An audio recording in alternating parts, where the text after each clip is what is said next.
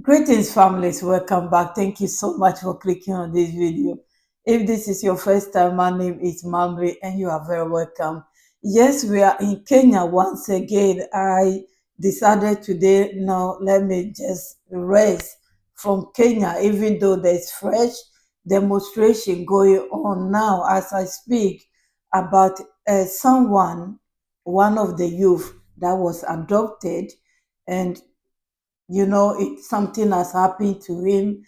They were trying to find out where he is, and they couldn't find him. But later, um, it happened that the person is gone, and our condolences to the family and friends. And they are trying to find out what really happened to their dear one. Anyway, IMF now decided to apologize to Kenyans, send their condolences to the families of those who lost their loved ones. I said it here that IMF owns Kenya and a lot of Africa countries, and I was warned not to talk about it, not to say anything about it.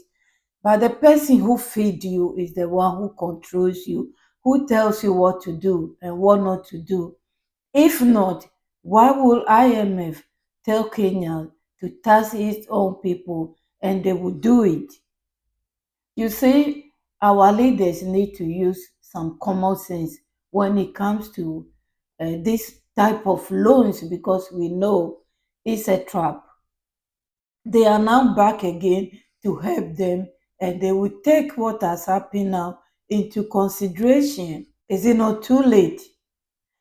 They are still going to help Kenya to come out of this thing, to create jobs, a lot of things. And I was like, so before, what were you doing? It's the same tactics. It's because it's business, and every business needs to make profit. So no, it doesn't matter what you are going through, what your pains are. Their aim is to make profit because it's business. It's left with you as a country, as a leader, to free yourself from this disaster. So-called helps. It's you. And I don't know when our Africa leaders will wake up and stop this borrowing. It is true that there's no country in this world that doesn't borrow, but those who are borrowing is in their own currency and they don't even pay back. But you, any Africa country is paying, and is paying what they have a term that they call the interest. They have a name for it. This is the result. Other countries are facing it as well. Nigeria, I've seen Nigeria that they have also started their demonstration. I'll come back another time so we can discuss that one as well. But now let's listen to the IMF, then I'll be back. So turning to Kenya, let me start by expressing our deepest sympathy to the people affected by the tragic events in Kenya. Our hearts go out to those who have lost their lives, lost loved ones, or suffered injuries. With respect to Kenya's broader situation, I think it's important to say that the situation in Kenya reflects broader challenges facing many of our low-income members. Many of these countries are experiencing a funding squeeze, including on account of tighter global financial conditions and reduced availability of concessional financing. So policymakers in these countries, including in Kenya, face a She went on to talk about many countries like Kenya are facing the same problem because they have to take care of health, they have to take care of education, a lot of things, and that's not the reason why. The interest is the reason why. The short-term loan is the reason why. Anyway, I will leave her like that. I don't want to listen to it more. I just want to inform you, my families, that IMF has finally come back to apologize to Kenyans about the disaster that they have created in that country. They will say it's not their problem, but they are part of it, including Mr. Ruto. Anyway, credit to Digital Kenya for bringing us that news. Let's move on to our sister who was among the demonstrators in Kenya today to explain the reason why they are there. Thank you so much for your time. That we had been told that he sworn. If he sworn, the postmortem says he was there for 3 days. How about the other 3 days? Where was he? What has brought him to the street is that the DCI are taking this matter slowly. Denzel was a son to somebody. A father invested in him. A parent had hopes in him. Parents sold everything to bring the son in school, only to be called that your son is dead, only to carry the son back home in a casket. Which Kenya are we? Justice. When will we stop with justice?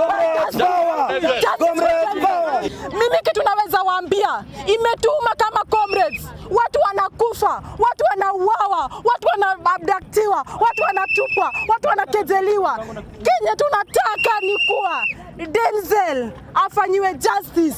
Hatua ijulikane. And other fallen soldiers. We are here. We are the Gen Z. We are the leaders of tomorrow. Justice. We feel the pain of our parents. We don't. Yes, they want justice for their friend. It's just painful to watch the lady and the rest of them.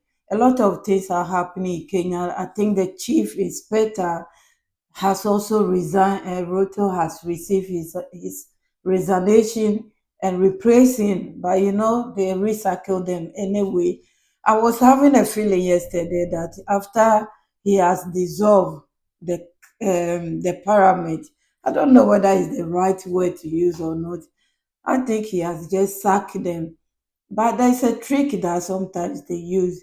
They will sack you, but they will be paying you. In public eye, they are not working, but underground, they are paying them. Where he will get that money from to pay them, he knows he has a lot of them that he's stuck somewhere. That's my feeling, and I hope I'll be wrong because it has happened. It's something that has happened before. They also they have sacked them, they are paying them in private, and then later on you will see them, their head will be coming one by one, one by one. They say, oh, they need somebody here. You see them working here, they need somebody here.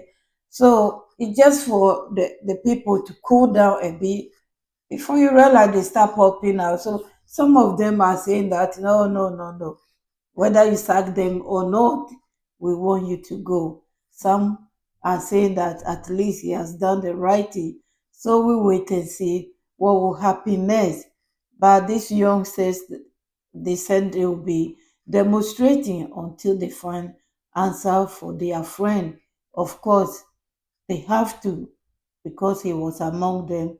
They were all fighting for their freedom. And then he got missing.